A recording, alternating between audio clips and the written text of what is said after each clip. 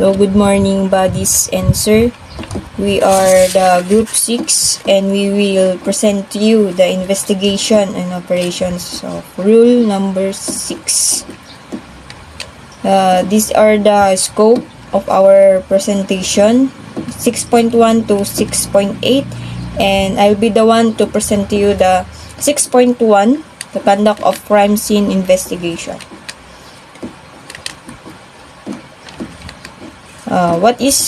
Ano nga ba yung pag-conduct ng crime scene investigation? Sinabi dito na it involves a systematic approach to gathering and analyzing evidence to reconstruct events. It includes securing the scene, cordoning the area, ganon, documenting evidence through photography and sketches, collecting physical evidence, and interviewing witnesses. Like fingerprints analysis, forensic ballistics, tulad ng napag-aaralan natin kay Sir Catalino, yung ballistics, DNA testing, and next slide, the first respondents. Assess whether the situation is still possess imminent danger and call for backup if necessary. Ang trabaho ng first respondents ay sila yung nagsisecure the area and prevent unauthorized access, like mga civilian, kapag may mga nangyaring kunwari rape and homicide. Bale, sila yung unang pupunta sa crime scene. Itong mga first responder, it includes police officers, firefighters, mga BFP, and emergency medical technicians. Mga Red Cross, PDRRMO. Sila yung mga unang tinatawagan ng mga citizen kapag may mga accident, may mga ganong case, crime case. Sila yung unang pumupunta. B. Immediate conduct a preliminary evaluation of the crime scene. This evaluation should include the scope of the incident, emergency services required, scene safety concerns, administration of life-saving measures. Ito yung mga Red Cross, ganon, yung life-saving measures. Kapag yung mga victim or mga suspect ay severely injured pero buhay pa, sila yung magpa-first aid, kumbaga, sa mga taong yon para ma-save yung life nila, and establish of security and control of the area. Ito yung mga trabaho ng mga police officer natin para kinokordon nila yung area para hindi masira yung mga ebidensya nandun sa scene. Kunwari, may mga pakialamero kasing mga individual, papasok-pasok sa nangingialam. Baka mahawakan nila yung mga evidence, masisira na yung mga evidence na nandun sa scene. C. Promptly inform the immediate commander of any updates of the situation. D. Save and preserve lives by giving the necessary first aid measures to the injured and their medical evacuation as necessary. D. Shall likewise secure and preserve the crime scene by cordoning off the area. Ito yung sinasabi ko, to prevent unauthorized entry of persons. And letter E, take the dying declaration or statement of severely injured persons. Make the initial assessment on whether a crime has actually been committed and shall conduct the preliminary interview of person of interest and witnesses to determine what and how the crime was committed. Dito na pumapasok yung 5W and 1H. What, when, where, who, why, and how. Yun na yung papasok na yung kailan nangyari ito, saan, anong klaseng case, paano nangyari, gano'n. G. Arrest the suspect if present in the area and turn over the crime scene to the duty investigator or the investigator on case upon his or her arrival after he or she has been briefed of the situation. The first responder shall prepare and submit the first respondent's report to the IOC and assist him or her until the investigation is completed and temporarily turn over to the local COP for the continuance of crime scene security. Dito, makikita nyo na may sinusunod silang step. Hindi pwedeng yung kung sino yung first respondent, siya din yung tagging, marking ng mga may iba't iba silang mga responsibilities and duties para ma-secure yung case na yon, mga evidence, yung crime scene. Next, ito na sa IOC, the investigator on case. Investigator on case, it says here that law enforcement or officer or detective responsible for conducting examination of the crime scene. Dito na papasok yung mga police din, mga detective, investigator, para mag-conduct ng panunuri sa isang crime scene. Sila yung nagko-collect ng evidence, sila din yung nag-interview ng witness and suspects, and marami pang iba. A. Make a true assessment of the crime scene based on the briefing of the first respondent. Ito na. Siyempre, magtatanong sila sa first respondent, anong nangyari, ganito. And B. Assume full control and responsibility over the crime scene and conduct inquiry into the incident. If necessary, the IOC may extend the research outside of the crime scene. C. Request SOCO assistant from the PNP CL office through the station to see is required. If not, she or he may proceed with the CSI, ensuring observance of the procedures in the collecting and preservation of evidence and accomplishing CSI form, including persons who entered the crime scene, significant persons present at the vicinity of the crime scene, evidence log, crime scene sketch, and inventory of evidence collected. And D. Present the written request for the conduct of SOCO to the SOCO team leader. The SOCO team shall not process the crime scene unless the request has not been received, indicating that he concerned police unit shall remain and provide all necessary security and support to the SOCO team during the whole process until after the crime scene is released. And brief the SOCO team leader upon their arrival at the crime scene and jointly conduct a preliminary crime scene survey. F. Coordinate with the PNP Legal Service for the filing of a appropriate motion for the release and disposition of submitted evidence after the case is dismissed at the prosecutor's office or terminated or resolved by the court.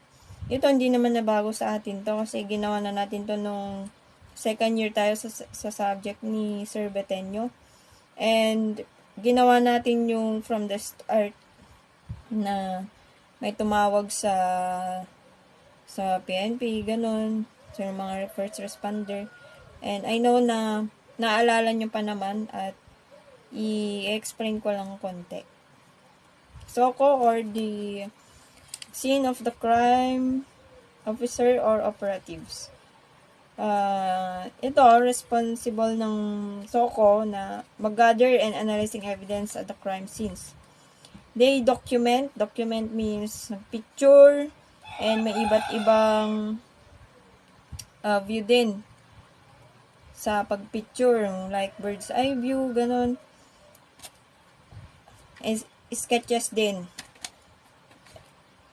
And collect physical evidence like fingerprints, DNA samples, trace evidence, and they ensure that all evidence is properly handled. SOCO work closely with investigators and forensic experts. Taga-assist din sila ng pag-solve ng crime at isa din sila sa mga nagpa-present ng evidence sa sa korte. Next, the legal officer. Itong legal officer,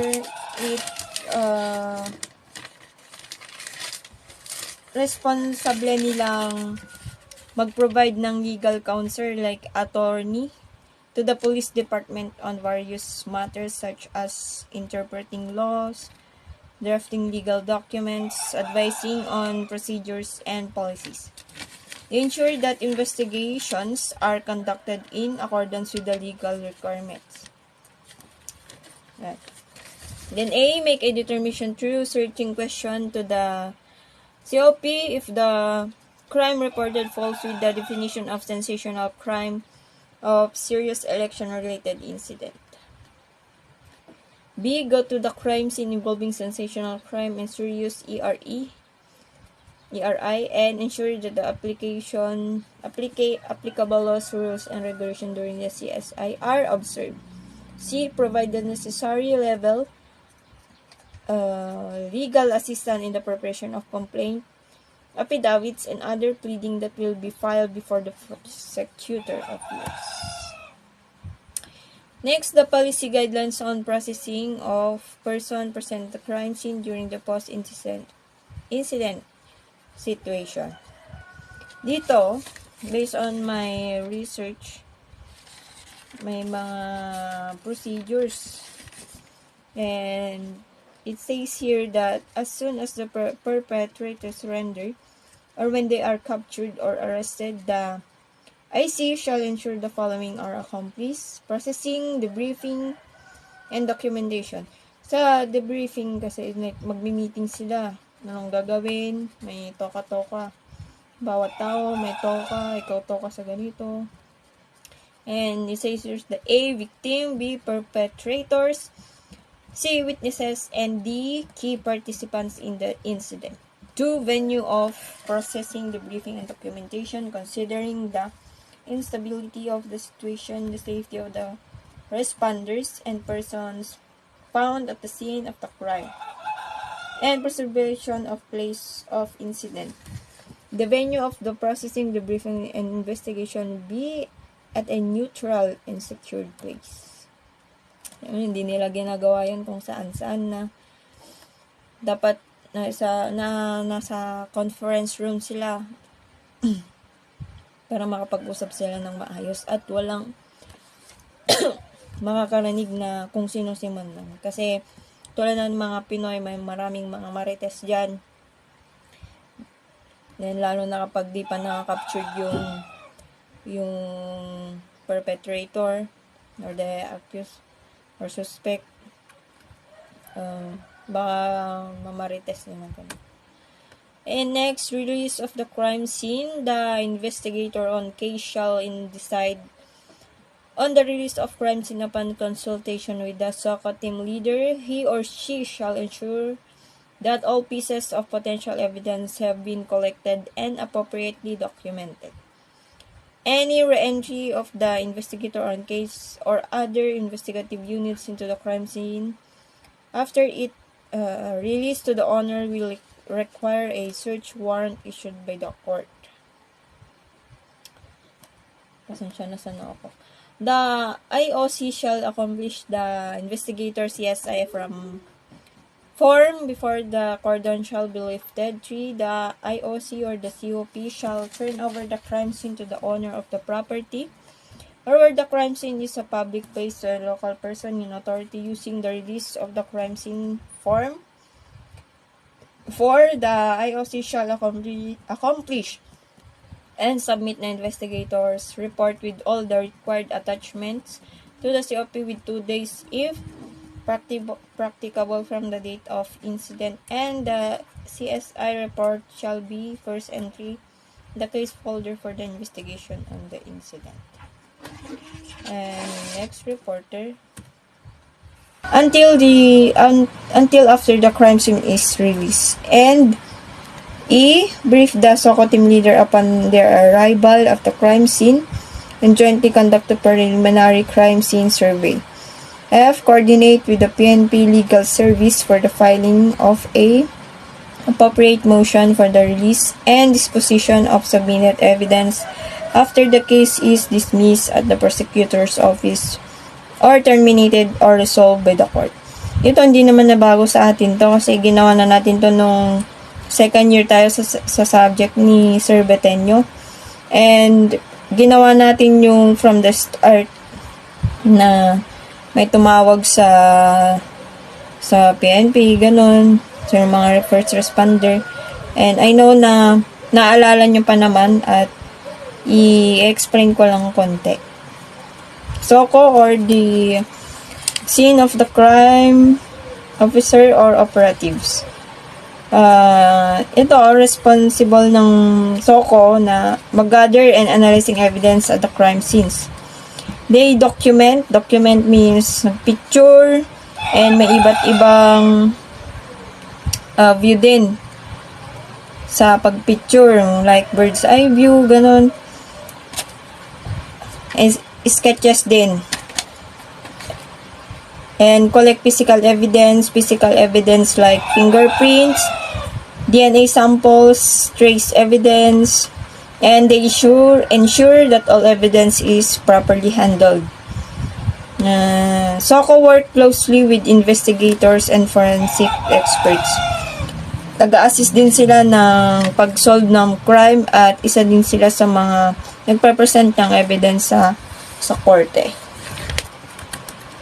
Next, the legal officer. Itong legal officer, responsable nilang mag-provide ng legal counsel like attorney to the police department on various matters such as interpreting laws, drafting legal documents, advising on procedures and policies. They ensure that investigations are conducted in accordance with the legal requirements. Right. Then A, make a determination through searching question to the COP if the crime reported falls with the definition of sensational crime of serious election-related incident. B, go to the crime scene involving sensational crime and serious ERI and ensure that the applicable laws, rules, and regulations during the CSI are observed. C, provide the necessary level legal assistance in the preparation of complaint, affidavits, and other pleading that will be filed before the prosecutor appears. Next, the policy guidelines on processing of person present at the crime scene during the post-incident situation. Dito, based on my research, may mga procedures, and it says here that as soon as the perpetrator surrender or when they are captured or arrested, the IC shall ensure the following are accomplished: processing, debriefing, and documentation. Sa debriefing kasi magmi-meeting sila. Anong gagawin? May toka-toka. Bawat tao may toka. Ikaw toka sa ganito. And it says here's the A, victim, B, perpetrators, C, witnesses, and D, key participants in the incident. 2, venue of processing, debriefing, and documentation, considering the instability of the situation, the safety of the responders and persons found at the scene of the crime, and preservation of place of incident. The venue of the processing, debriefing, and investigation be at a neutral and secured place. Hindi nila ginagawa yan kung saan-saan na dapat nasa conference room sila para makapag-usap sila ng maayos at walang makakarinig na kung sino si man lang. Kasi tulad ng mga Pinoy, may maraming mga marites dyan. Then lalo na kapag di pa nakaka-captured yung perpetrator or the accused or suspect, baka mamarites naman kami.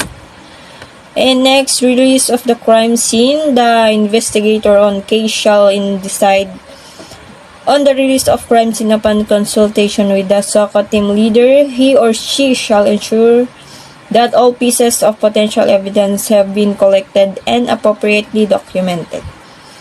Any re-entry of the investigator on case or other investigative units into the crime scene after it released to the owner will require a search warrant issued by the court. Pasensya na sana ako. The IOC shall accomplish the investigator CSI from form before the cordon shall be lifted. 3. The IOC or the COP shall turn over the crime scene to the owner of the property or where the crime scene is a public place to a local person in authority using the release of the crime scene form. 4. The IOC shall accomplish and submit the investigator's report with all the required attachments to the COP with 2 days if practicable from the date of incident. And so, good afternoon guys. Ang i-report ko naman is maintenance of police blotter. So, ano nga ba yung police blotter? So, meron tayong iba't ibang klase ng police blotter pero ang naka-indicate lang sa PNP manual is itong dalawa. Ang una is yung blue blotter. So, dito sa blue blotter contains the daily registry of all crime incident reports, official summaries of arrest, and other significant events reported in a police station or unit. Pink blotter contains the daily registry of all crime incident reports involving violence against women and children, trafficking in person, and other gender-based violence such as those provided for in PNP policies and Philippine laws. So, ang pinakaiba lang ng dalawa, dito sa police blue blotter, ang nire-record dito is yung mga arrest or kung may mga nire-report sa station, halimbawa nagpapablatter ng nanakaw ng sasakyan, mga ganon. Tapos dito sa pink blotter, nakafocus to sa mga incidents na involved ang BAUC, trafficking in person, gender-based violation, at sa yun lang, nakafocus lang dun sa pink blotter. So, next is blotter procedure. Crime incident, arrest, or events, activities shall be recorded in the blotter book by the DO. If the report is a crime incident as verified by the DI, he or she shall accomplish the incident record form using the crime information reporting and analysis system from which the entry in the blotter book shall be extracted from.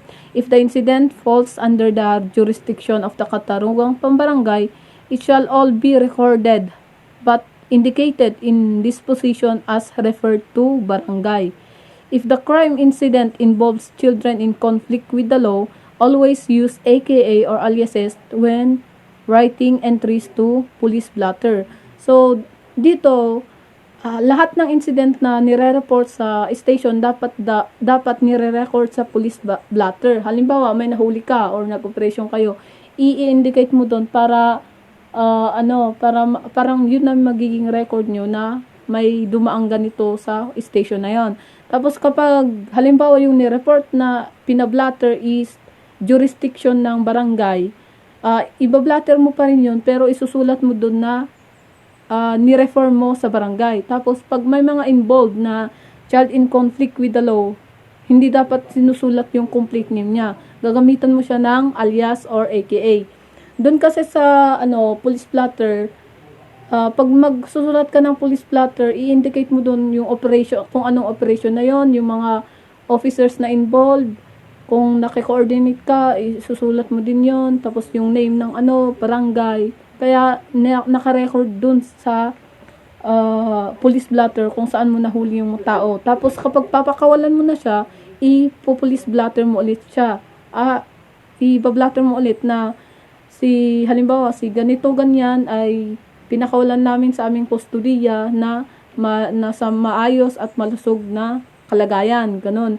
Kasi kung bakit natin binablatter yung mga pinapakawalan natin or yung mga halimbawa nahuli mo tapos nag-bail tapos papalayain mo, ibablatter mo yun kasi tapos pipirma siya doon sa blatter para patunay na halimbawa pag may nangyari sa labas, yung pag pinakawalan mo tapos may nangyari sa labas sa kanya, hindi mo na sa wala ka ng cargo doon.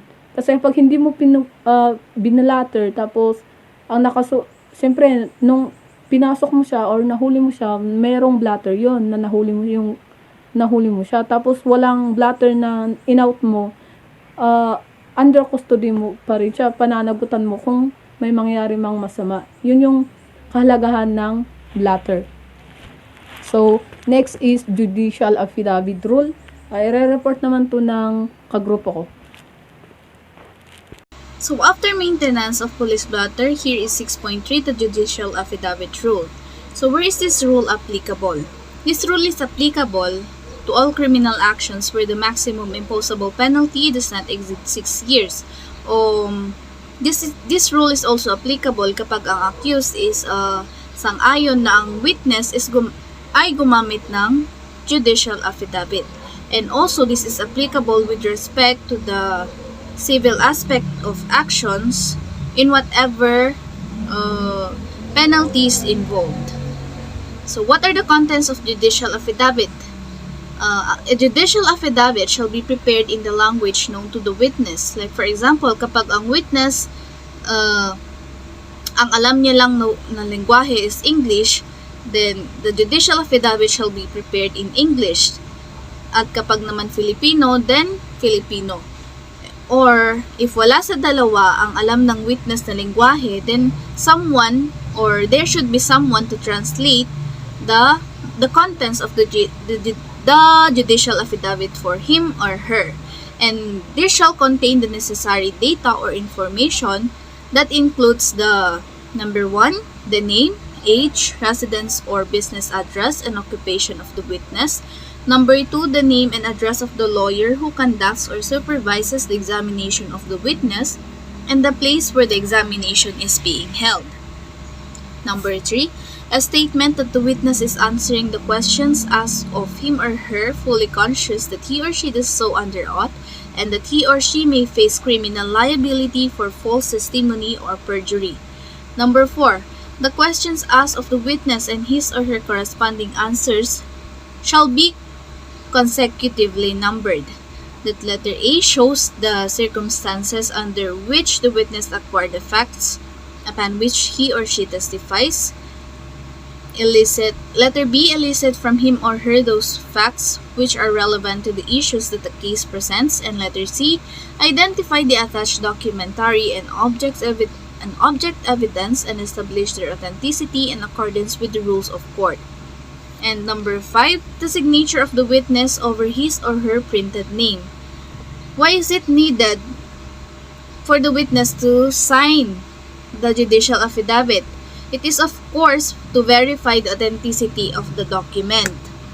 And number 6, a jurat or a proof that an oath was taken before an administering officer or a notary public.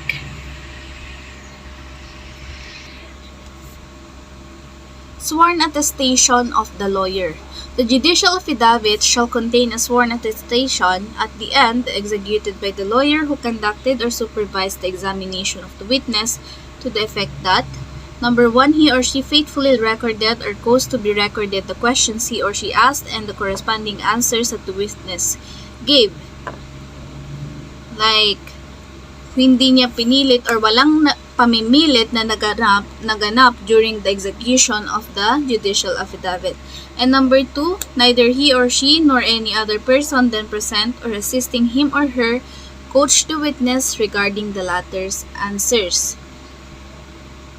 Ayun nga, kusang all the questions were answered by the witness himself or herself without being coached by the lawyer or the administering officer. Kapag may anomalyang naganap during the execution of the judicial affidavit, then the lawyer should be held responsible. Like for example, disbarment. Like aalisin siya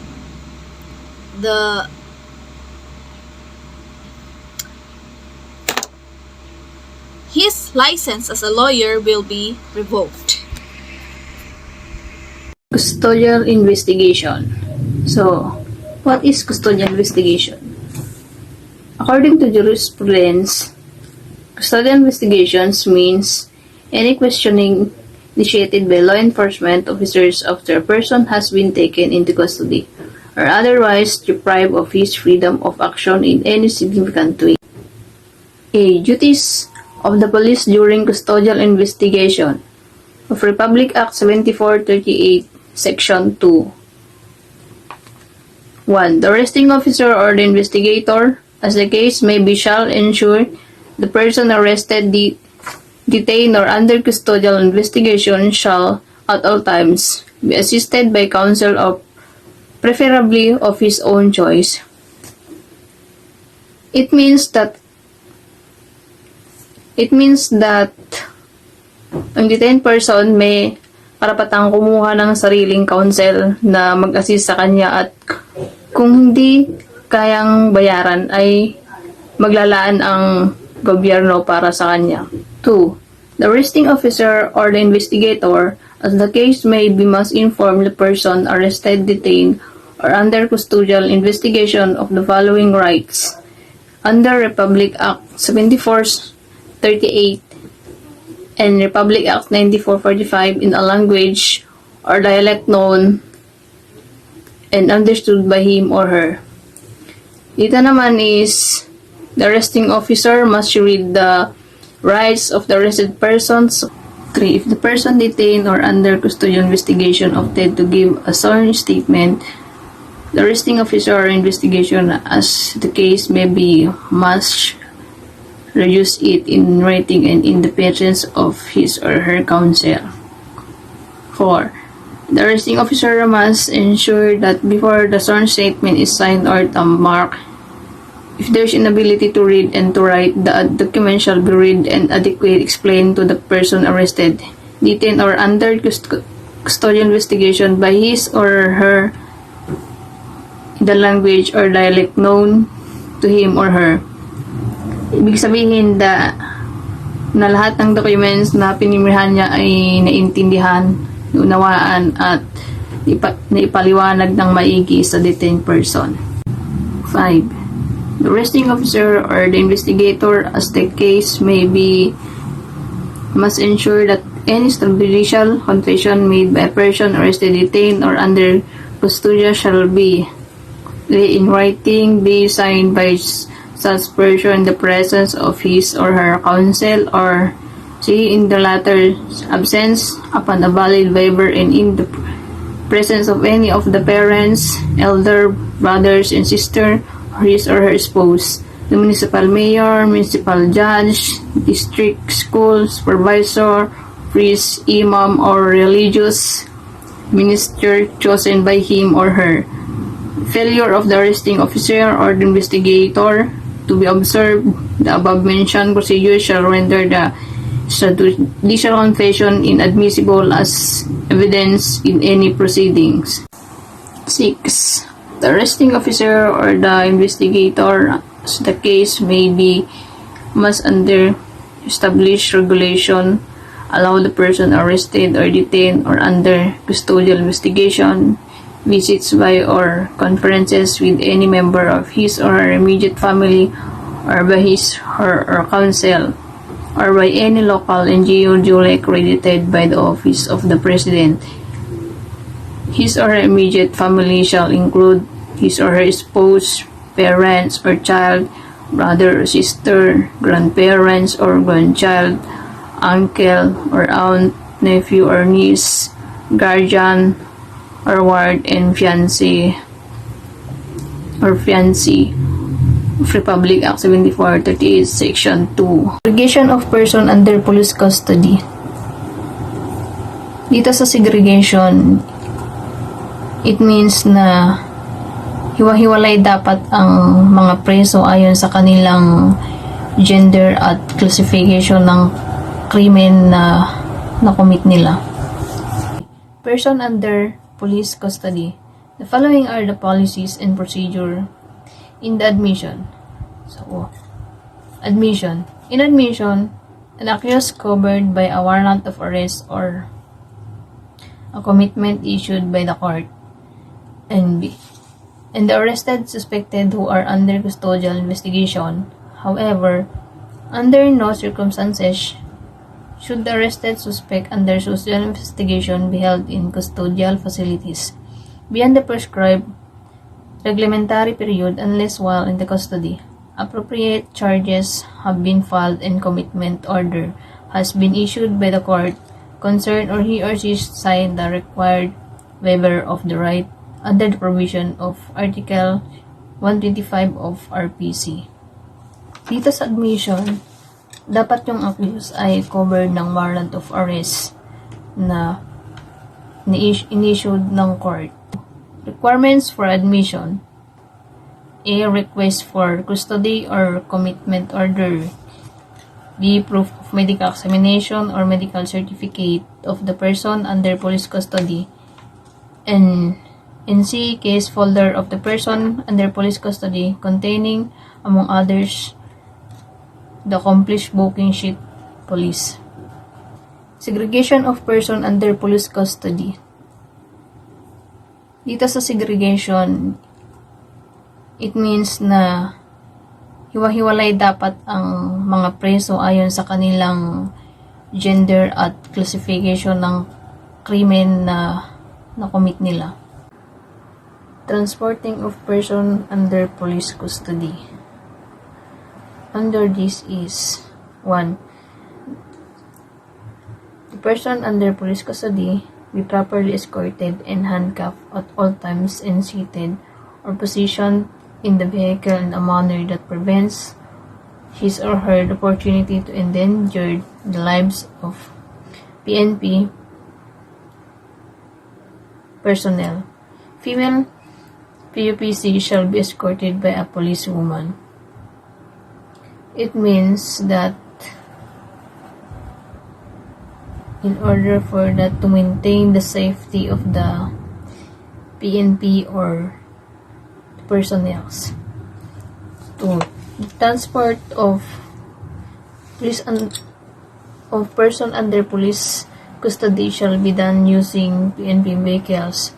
Other vehicles may be utilized subject to the approval of the head of the concerned unit.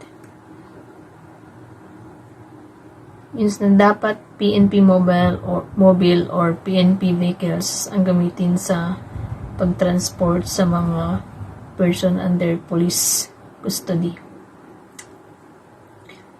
3. Person under police custody shall as much as possible be transported wearing PUPC uniform or proper attire may identify them as PUPC.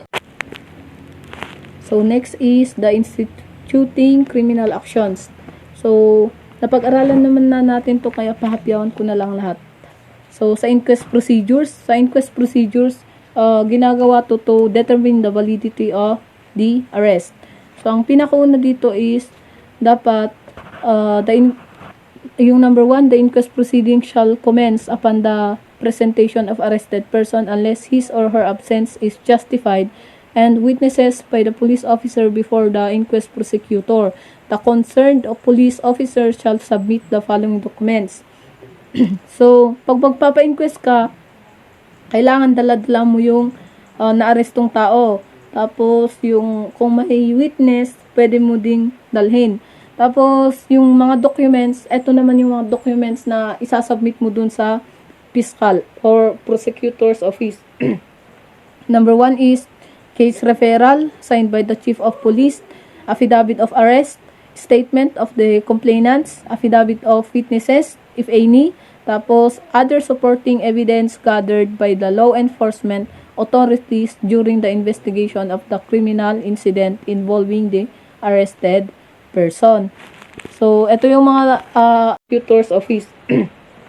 Number 1 is case referral signed by the chief of police, affidavit of arrest, statement of the complainants, affidavit of witnesses, if any, Tapos, other supporting evidence gathered by the law enforcement authorities during the investigation of the criminal incident involving the arrested person. So, ito yung mga dadalhin mong documents pag ipapa-inquest mo yung nahuli mong tao. Aside from, dapat meron siya dun. Unless kung may valid reason na kung bakit hindi siya makakadalo sa inquest proceedings. Next is the investigator shall ensure that the documents to be presented during the inquest proceedings shall comply with the guidelines and procedures provided in the existing investigation manuals and procedures including but not limited to the following.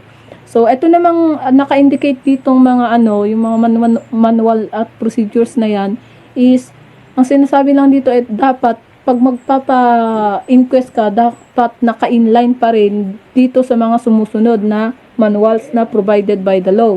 Ang pinakauna dito is yung AM number 21-06-08 -SC. Ito yung pagsusuot ng body-worn cameras pag nag-execute ng warrant of arrest at warrantless arrest.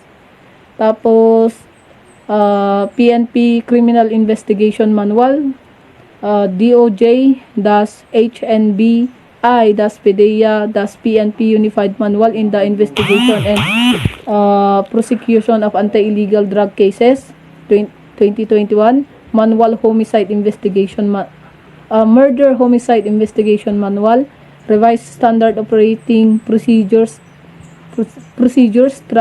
Trafficking in Person in Investigation Manual 2017, Manuals in Handling Children at Risk and Children in Conflict with the Law, at saka yung Women and Children Protection Desk Investigators Manual. So next, instituting criminal action naman is yung waiver of rights. The inquest shall proceed unless the arrested person opts for a preliminary investigation by executing the required waiver of rights under Article 125 of the RPC. So, ang inquest proceedings is pwedeng hindi yan matuloy kapag yung suspect is gusto niyang nag-file siya ng motion na for PI preliminary or preliminary investigation. So, required kasi yun para dun sa sa naka-base dun sa Article 125. So, depende na yung suspect kung gusto niyang magpa-PI or hindi. Pero, kasi karapatan niya naman yun. Nasa rights niya dun sa na-discuss ni Buddy kanina, yung sa 6.4, 6.2 ba yun? Yung mga rights ng mga nahuhuli. Naka-indicate dun yung mga yun. Kaya may karapatan siyang mag-request for PI kung sa tingin niya hindi valid yung pagka-aresto sa kanya. Next is preliminary investigation. So, alam naman na natin to, preliminary investigation. So, ang definition nito is an inquiry or proceeding to determine whether there is sufficient ground to engender a well-founded belief that a crime has been committed and the respondent is probably guilty of it, thereby warranting his trial in court. The main purpose is to prevent the state from the hassle of trial without reasonable cause. So, dito naman sa PI, ang lang naman dito is yung at least yung 4 to 1, yung 4 years, 2 months, and 1 day. Yun yung mga kinakandak na kung saan required ang preliminary investigation. So, dito sa PI, yun nga, para i-determine kung yung probable cause ng isang kaso. Kasi kung wala, ibabasura yun. Tapos, doon na tayo sa direct filing, number 2. For all other offenses to where preliminary investigation is not required, the concerned investigator may file the complaint directly with the municipal trial court and municipal circuit trial courts of the complaint with the office of the prosecutor in Manila and other charter cities. The complaint shall be filed with the office of prosecutor unless otherwise provided by their charters. So, dito sa direct filing, sakop na nito is yung less than 4 years, 2 months, and 1 day. Doon na ipa-file yung direct filing sa MTC, or kung wala sa like sa Manila, pwede sa prosecution. Basta depende kung ano yung provided of in their charters, kung meron dun sa kanila. Next is attendance to court duties. PNP personnel shall ensure that they dutifully attend court hearings. The concerned subpoena court process office from the PNP shall ensure the attendance of the aforesaid PNP personnel by utilizing the PNP e-subpoena system. So, ngayon kasi meron yung sa mga parang electronic warrant, doon na lang may link sila ay yung mga PNP, tapos doon na sinesend yung mga subpoena. Kung halimbawa may trial sila ngayon, para alam nila yung schedule nila, kung halimbawa sa next Monday may hearing, alam na nung kaya pupunta siya, para ma-secure yung attendance nila, para wala silang rason na hindi nila alam na may court hearing sila sa araw na yun. Next is monitoring of cases by the investigators. After the investigator file the cases at the prosecutor's office, they shall continuously monitor the case up to the final resolution. They are also required to upload the case information and database management system, all their case folders, and the updates. So, dito, hindi porket na file mo na yung kaso, tapos na yung obligasyon mo bilang isang investigator o isang pulis.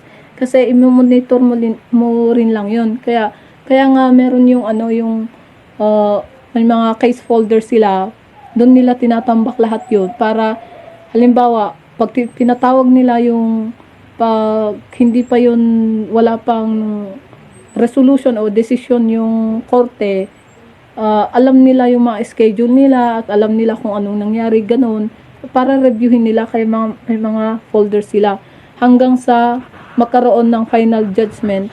Nakamonitor pa rin yung mga police, mga kasong hawak-hawak nila.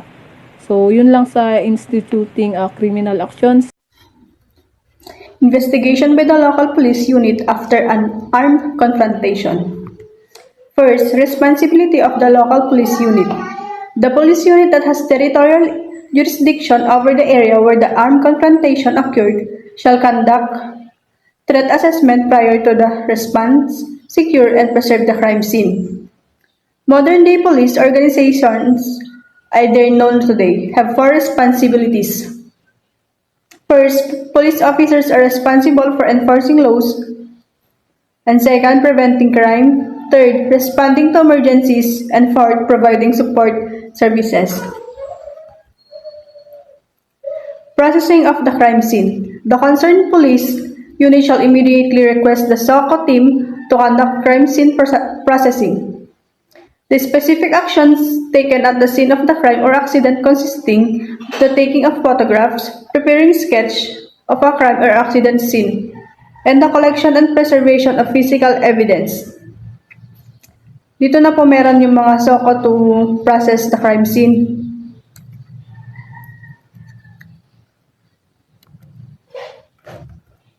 Disposition of firearms, cartridges, and bullets used, seized, or recovered in the absence of SOCO team.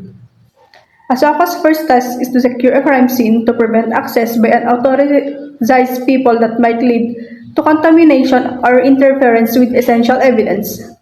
This entails closing of access to the site to ensure that they preserve the scene in the same condition as when they first arrived. Disposition of other evidence used, seized, or received. If there are explosives found after an armed confrontation, The operating unit shall seek the assistance of EOD-T or Explosive Ordnance Demolition Technology. Other evidence intended for examination in the absence of SOCO shall be properly marked and turned over to the CL officer or the other concerned PNP units. Procedures to be followed in case persons died. In case of arms confrontation wherein the suspect dies, the team leader of the operating unit shall submit an incident for inquest before the duty inquest. Prosecutor prior to the removal of the body from the scene except in areas where there are no inquest prosecutors, in which case the territorial police unit can proceed with the investigation. So, good day. I'm back again. So, I'll be the one also to present to you the procedures in the investigation of heinous and sensational crimes. Ano nga ba ang heinous and sensational crimes? And on my research, sample nito is mass shooting at a public event such as music concert or in the school. Sample nito kapag sa Quezon may mga kunwari na concert, yung sa 24 ba yun, may magko-concert, then at the concert may mga nagpaputok ng baril, ganon sa public, and that is heinous and sensational crimes. Sabi dito, no, whenever heinous or sensational crime is committed, the concerned COP or station commander shall immediately assess the situation and communicate with the DD, PD, provincial director, the attendant circumstances, and its update, which will be basis of the DD, PD, CD for recommending the regional director whether there is a need to activate a special investigation task group. Dito may mga procedures sila sa mga ganitong krimen. And syempre, hindi mawawala yung securing the crime scene para hindi maano yung mga ebidensya, lalo kapag public yon. Maraming mga mangingialam, mga bida-bida, ganun. Kaya masisira mga evidence. Then, next, documentation. Kailangan talaga to. Napaka-importante to na mag-picture-picture. Sabi nga nila, ibig sabihin ng PNP, picture ng picture eh. Documentation. Hindi yan mawawala kasi maraming taong hindi naniniwala kapag walang document. And 3, collecting evidence. And yung trabaho ng mga SOCO. And 4, interviewing witnesses and survivors. 5, analyzing ballistic and forensic evidence. Important dito kasi lalo kapag mass shooting, it involves talaga ang firearm. And sa forensic ballistic pa lang, marami ng process. And that's why they have to follow procedures, methods, step by step, para pag-present nila sa korte and hindi sila ma-question. Kasi sa korte, napaka-strict nila tungkol sa mga evidence. And based on my observation, nung pumunta ako court observe, napaka-strict talaga. Lalo kapag hindi na-follow yung procedure. And isa sa mga yung markings, yung tagging ng evidence. Pare honor ng judge yon, dapat na-follow yon, and may papakita kang documentation din. And that's my presentation about the procedures in the investigation of heinous and sensational crimes. Investigation by the local police unit after an armed confrontation. Responsibility of the local police unit. The police unit that has territorial jurisdiction over the area where the armed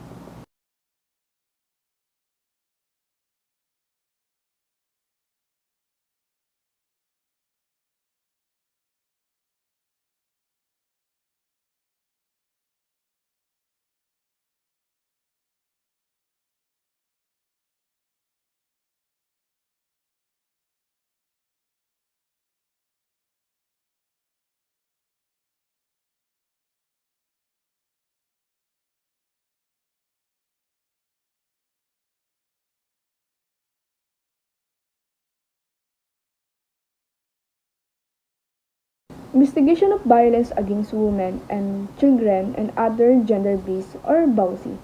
The following investigation procedures shall be conducted by WCPD investigators. Upon the receipt of referred complaint, the WCPD investigator shall conduct initial interview using the standard incident record form and record the incident in the pink blatter. So number 1, so pag may nag-complain daw or nag-report, na ang ginagawa ng investigator is nag-initial sila ng interview using the standard incident record form and nire-record nila yung incident sa pink blatter. Number 2, the WCPD investigator shall determine the level of risk of safety issue of the victim and or his/her family. If necessary, refer the victim survivor to the local social welfare and development office or the other support service agencies for rescue monitoring or welfare checks or application and enforcement of protection order. So sa number 2 naman, ang WCPD investigator is tinitignan nila kung gaano ka-risky and safety yung issue ng isang victim at ang pamilya niya. So kung kinakailangan is pinupunta yung victim survivor sa local social welfare development office para ma-monitor and ma-safety talaga siya. Protection. Number 3. The WCPD investigator, whenever necessary, shall refer the victim survivor to the nearest PNP cell office or any hospital medical facility for appropriate medical legal examination. As far as possible, the examining physician must be at the same sex as the victim survivor, especially in the sexual violence case. So number 3 naman, yung WCPD investigator is kailangan yung victim survivor, kailangan ipunta agad siya sa PNP office or sa malapit na hospital para mag-conduct ng medical legal examination. At kung kinakailangan, yung physician na mag-examine sa kanya is kaparehas lang yan ng kasaharian. Especially kung case is sexual violence. Number 4. Only person expressly authorized by the victim survivor shall be allowed inside the room where police investigation or medical and physical examination is being conducted, except when the victim survivor is a child, where the presence of the unoffending parent or guardian and social worker is required. So sa number 4, only person lang na inallowed ng victim survival ang pwedeng makapasok sa room na nag-i-investigate na yung mga police and nagkakandak na din ng medical physical examination. Kung bata naman ang victim is kinakailangan yung present ng guardian niya or yung hindi kasali sa case na yon. Number 5, ensure the confidentiality and identity of the victim, survivor, and all other parties directly involved with the case under investigation. For this purpose, the WPCD investigator must record the same in the pink blatter. The media shall not allow any access to information concerning BAUSI and GV reported to the PNP. So, yung WPCD kailangan yung identity ng victim survival and parties directly involved sa case na inimbestigahan kailangan confidential. And yung WCPD, kailangan nire-record niya yung case sa pink blotter. And also, hindi na-allowed ang media na magkaroon ng access na ang information sa BOWSI and GBD na nare-report sa PNP. Number 6, upon determination of the readiness of the victim to give a statement, the WCPD investigator shall conduct the victim-sensitive interview. Before documenting or recording that interview, the WCPD investigator shall secure the consent of the victim survival. If victim survivor is a child, the accompanying social worker or non-offending guardian or parents shall give and consent on behalf of the child. So, magbibigay sa number 6, magbibigay na ngayon ng statement and sensitibo yung interview. So, ang gagawin ng WCPD is kukunin muna niya yung consent ng isang victim. And kung ang bata is kung ang bata ay isang victim, kailangan may kasama siya na guardian or parents na magbibigay ng consent niya. Number 7. The complaint, together with all relevant evidence, shall be referred to the prosecutor's office for appropriate legal actions. The WCPD investigator shall ensure the privacy of the victim survivor and the confidentiality of the case at all times. The name and personal circumstance of the victim survivor or any other information tending to establish his/her identity and that his/her family shall not be disclosed to the public. So sa number 7, yung lahat na relevant evidence is ma-refer siya sa prosecutor's office para mabigyan ng legal actions. So, ang WCPD investigator naman, kailangan mapanatili niya yung privacy ng isang victim survivor and yung confidentiality ng identity niya. Katulad na lang ng pangalan, ng personal circumstance, or information sa family niya, kailangan hindi dapat ibubunyag sa pampubliko. Number 8, the WCPD investigator, in the coordination with the LSWDO, shall investigate on all cases of the child abuse committed within their respective area of responsibility, consistent with domestic laws, rules, and regulations, and international human rights. Number 1, any police officer upon receipt of a complaint or report or information that the child has been or is being abused, maltreated, exploited, neglected, or abandoned, or is under imminent danger of being abused or exploited, shall take immediate action thereon and coordinate with the WCPD investigator, but under no circumstance shall beyond 48 hours. So, sa number 1, sa any police officer daw na makaka-receive ng complaint or ng report regarding sa bata na inabuso, pinabayaan, inabandona, o ginahasa, is kailangan magkaroon agad ng immediate action yung WCPD investigator na kailangan is beyond 48 hours. Number 2, any police officer on a reasonable suspicion that a person is a victim of any offense defined under RA 9208 as amended by RA 10364 in coordination with WCPD shall immediately place the person in the temporary custody of the LSWDO or any accredited or licensed shelter institution devoted to protecting trafficked persons after the rescue. So, any police officer daw na may isang victim na na victim ng isang naka-under sa RA 9208 is kailangan maki-coordinate agad sa WCPD.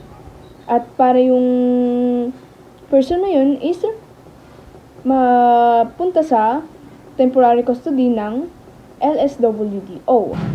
Number D, whenever the investigation show evidence of a labor exploitation or violation of labor standards involving a child, the WCPD investigator shall coordinate with the DOLE in the conduct of a rescue operation. A representative from the DOLE and LSWDO shall be invited as part of the rescue team. So, sa investigation is yung evidence is nagkaroon ng labor exploitation and violation for labor standard involving the child. So, magkakandak ngayon, makikoordinate sila ngayon sa DOLE para makapag-conduct ng rescue operation para ma-rescue yung mga bata na sa labor exploitation and violation of labor.